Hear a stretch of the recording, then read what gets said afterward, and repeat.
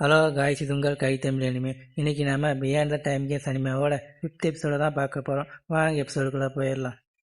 அடுத்த சீனில் லீயை கூட்டிகிட்டு மாஸ்டர் பைக்கிட்ட தான் வந்திருக்காங்க. அப்போ அவர் சொல்கிறாரு, சரியான நேரத்தில் கூட்டிகிட்டு வந்துட்டீங்க. இருந்தாலும் இவரோட காயங்கள் பழைய நோய்களை அஃபெக்ட் பண்ணுது. இதுதான் இருக்கிறதுலே பிரச்சனை.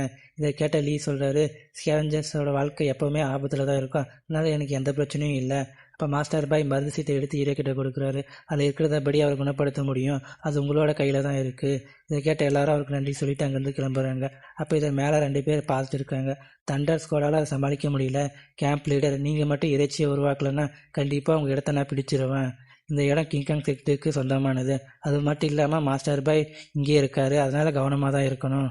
அப்பா அவன் இந்த டீமை பார்த்து, இது என்னோட பழைய ஃப்ரெண்டு டீம் மாதிரி இருக்குன்னு சொல்கிறான். அடுத்த சீனில் லீயும் ஹீரோவும் மங்குயோட ஒரு சில மாதிரி பிசை எடுத்து அந்த பொட்டியில் வைக்கிறாங்க. அப்போ லீ மங்குய் உதவி பண்ணதை நினச்சி ஃபஸ்ட்டு வருத்தப்படுறாரு. அப்போ அவர், நீங்கள் எல்லாம் இங்கேருந்து போங்க, நான் கொஞ்சம் தனியாக இருக்கணும்னு சொல்கிறாரு. இதை கேட்டதும் எல்லோரும் அங்கேருந்து போகிறாங்க. அப்போ ஹீரோ லீயை பார்த்துட்டு உடனே மாஸ்டர் பைக்கிட்ட தான் போகிறான். மாஸ்டர், இதை குணப்படுத்த வேறு வழி இருக்கா? எனக்கு தெரிஞ்சு ஃபர்பிடியன் ஏரியாவில் ஒரு வகையான டெஸ்னி ஃப்ளவர் இருக்குது, அதால் குணப்படுத்த முடியும். இதை கேட்ட ஹீரோ, அதை நீங்கள் பார்த்துருக்கீங்களான்னு கேட்குறான். அதுக்கு அவர், அதை கண்டுபிடிக்கிறது ரொம்ப கஷ்டம். அது தயார் செய்யப்பட்ட ஏரியாவில் தான் இருக்கும். அதை எடுக்க எத்தனையோ பேர் போயிருக்காங்க. ஆனால் அவங்க எல்லாம் கடைசியில் மண்ணுக்குள்ளே தான் போயிருக்காங்க. அப்போ ஹீரோ ஒரு செடியை எடுக்க, ஆனால் அது அந்த ஃப்ளவர் கிடையாது. அப்படியே அடுத்த சீனில் ஒரு பொண்ணை தான் கட்டுறாங்க. அவள் குன்யான் கிராஸ் பாம்பு கடியை குணப்படுத்தணும்னு சொல்கிறான். அந்த இடத்துக்கு நம்ம ஹீரோ வரான். அப்போ அவன் தெரியாமல் ஒரு குச்சியை மிதிச்சிடுறான். இந்த சவுண்டை மாஸ்டர் பாய் கேட்டுறாரு. அவர் உடனே வெளியே வான்னு கூப்பிட்றாரு. நம்ம ஹீரோவும் வெளியே வந்து, இதுதான் நீங்கள் சொன்ன டெஸ்டினி ஃப்ளவரானு கேட்குறான். அதுக்கு அவரும் இல்லைன்னு சொல்கிறாரு. அப்போ ஹீரோ கொஞ்சம் காசும் பில்ஸும் இங்கே வச்சுட்டு கிளம்புறான். இதே மாதிரி ஒவ்வொரு நாளும் அவர் சொல்கிற தகவலை வச்சு எடுத்துகிட்டு வந்து காட்டுறான். எதுவுமே அந்த ஃப்ளவர் இல்லை. அப்படியே நாட்கள் ஓடுது. அடுத்த சீனில் அந்த பொண்ணு அவன் இன்னும் இங்கே வரலன்னு சொல்கிறான். அப்படியே வெளியே பார்த்தா ஹீரோ பொறுமையாக நடந்து வரான். அப்போ மாஸ்டர் பாய் சென்பிங்கன் கிட்ட ஒரு கேள்வி கேட்குறாரு. அவனும் ஒரு பதில் சொல்ல, ஆனால் அது தப்பு. அப்படியே அந்த பொண்ணுக்கிட்ட அதே கேள்வி கேட்க அவளும் தப்பாக சொல்கிறான். அப்போ மாஸ்டர் ஹீரோ கிட்ட அந்த கேள்வி கேட்க நம்ம ஹீரோ கரெக்டான பதிலை சொல்கிறான். அவர் அதிலிருந்து இன்னும் கேள்வி கேட்க ஹீரோ அதுக்கும் பதில் கரெக்டாக சொல்கிறான். அப்போ அவர் ஒரு விஷயத்தை நினச்சி பார்க்குறாரு.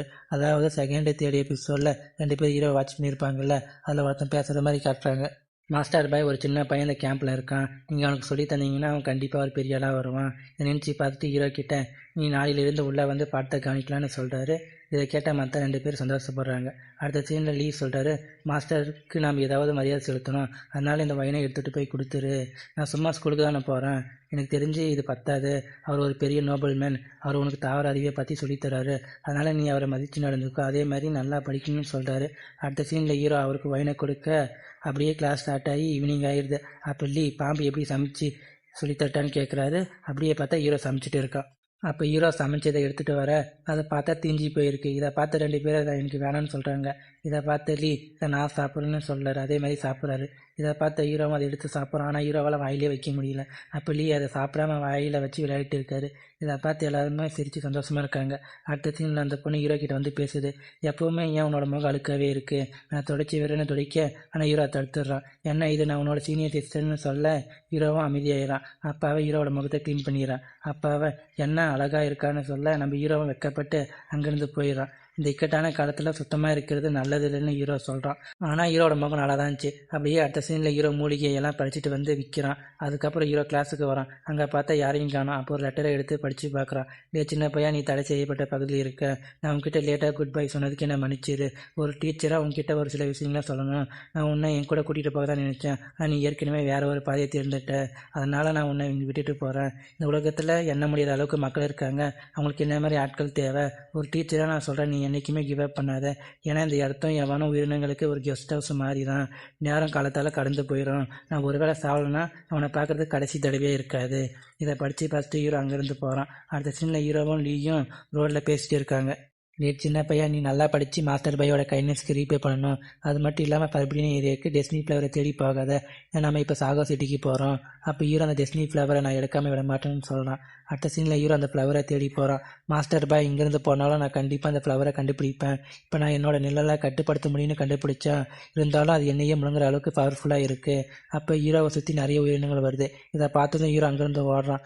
அப்போ தூரமாக ஒரு டெம்பிள் தெரியுது. அதை நோக்கி ஓடுறான். கடைசியாக ஹீரோ அதுக்குள்ளே போனதும் ஒரு பேரியர் ஆக்டிவேட் ஆயிடுது. இதனால எல்லா உயிரினங்களும் உள்ளே வர முடியாமல் தவிக்குதுங்க. அப்படியே ஹீரோ மெல்ல மெல்ல அந்த டெம்பிளுக்குள்ளே போகிறான்.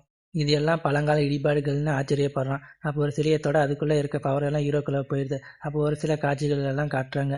இந்த பக்கம் வினோதமான உயிரினங்கள் எல்லாம் காட்டுறாங்க. அப்போ ஒரு மான்ஸ்டர் அந்த சீல்டை அட்டாக் பண்ண அந்த சீல்டும் அப்படியே கிராக் விழுது. ஹீரோவும் ஏதோ தப்பாக நடக்க போகுதுன்னு சொல்கிறான். அப்போ அந்த சீல்டை 2 கைகள் உடைக்க பார்க்குது. அப்படியே ஹீரோக்கு பின்னாடி ஒரு உருவம் மெல்ல வெளியே வருது. அபகரிக்கிறது, ஏமாத்துறது, அசுத்தமான உயிரினங்கள் எதுக்கு என்னை இதுக்குள்ளே இழுக்குதுன்னு சொல்லுது.